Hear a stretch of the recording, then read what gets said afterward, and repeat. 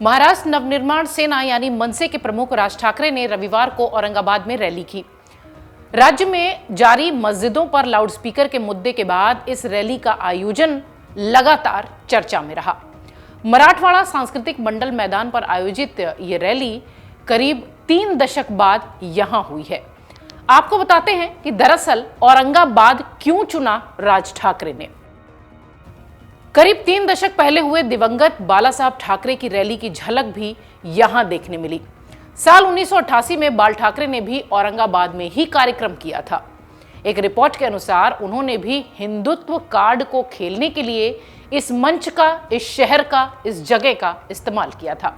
उन्होंने जनता से खान और बाण चुनने का ऐलान किया था। उस वक्त 1980 के समय बाला साहब ठाकरे के नेतृत्व में शिवसेना ने खुद को मुंबई, ठाणे में बेहद मजबूत किया था।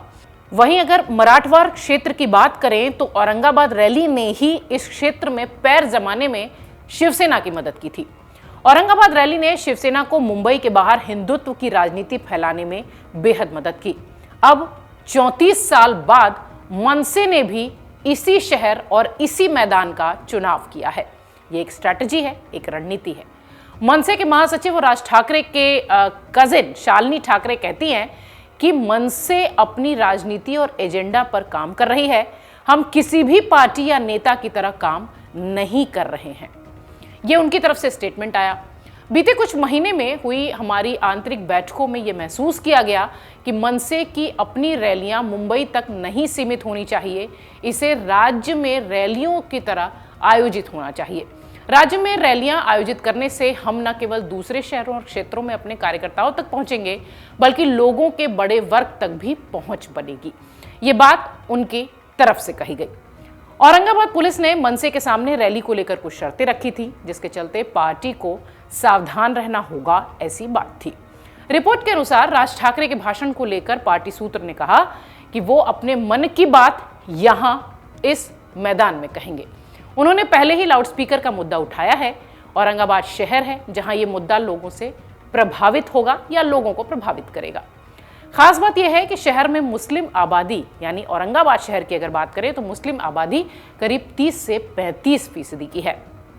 यहाँ ऑल इंडिया मजलिसे इत्तेहादुल मुस्लिमीन यानी AIMIM के उम्मीदवार इम्तियाज जलील ने साल 2019 में लोकसभा चुनाव में शिवसेना नेता चंद्रकांत खैरे को हराया था।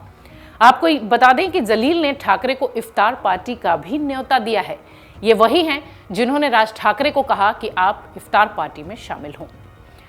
अब आपको बताते हैं कि राज ठाकरे आखिर इस तरीके की जो जमीन है वो क्यों तलाश रहे हैं और क्यों महाराष्ट्र में अपनी पैठ बनाना चाहते हैं। शिवसेना से अलग होने के बाद राज ठाकरे और MNS ने महाराष्ट्र की राजनीति में अपनी एक जगह बनाई थी, लेकिन समय के साथ साथ बदलते राजनीतिक समीकरणों के चलते राज ठाकरे वहां की सियासत में हाशिए पर चलते चले गए हैं। कभी महाराष्ट्र असेंबली में उनके 13 विधायक हुआ करते थे, आज MNS के पास महज 1 विधायक है और वो भी अपने दम पर जीत कर आया है। पार्टी का उसमें कोई सहयोग नहीं है।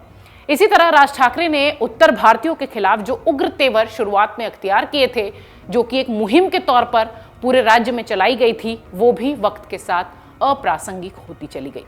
अब राज ठाकरे के सामने ये मौका था कि उन्हें मनसे, जो कि 16 साल पुरानी पार्टी है, और खुद का अस्तित्व महाराष्ट्र की सियासत में कैसे बढ़ाया जाए या यूं कहें कि कैसे बचाया जाए।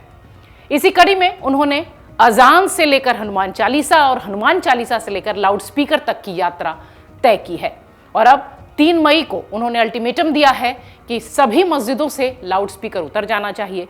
देखना यह है कि 3 मई को वो क्या करते हैं।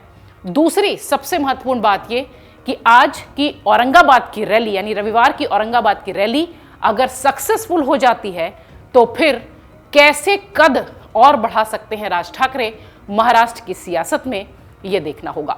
लेकिन इसमें कोई संदेह नहीं कि औरंगाबाद की जमीन उन्होंने बाला साहब ठाकरे की तरह ही चुनी है। Video desk amarujala.com। डाउनलोड करें अमर उजाला ऐप और पाएं खबरें लगातार। अगर आप ये वीडियो YouTube पर देख रहे हैं तो हमारे चैनल को सब्सक्राइब करें और बेल आइकन को दबाना ना भूलें। अगर आप Facebook पर ये वीडियो देख रहे हैं तो हमारे पेज को लाइक करें।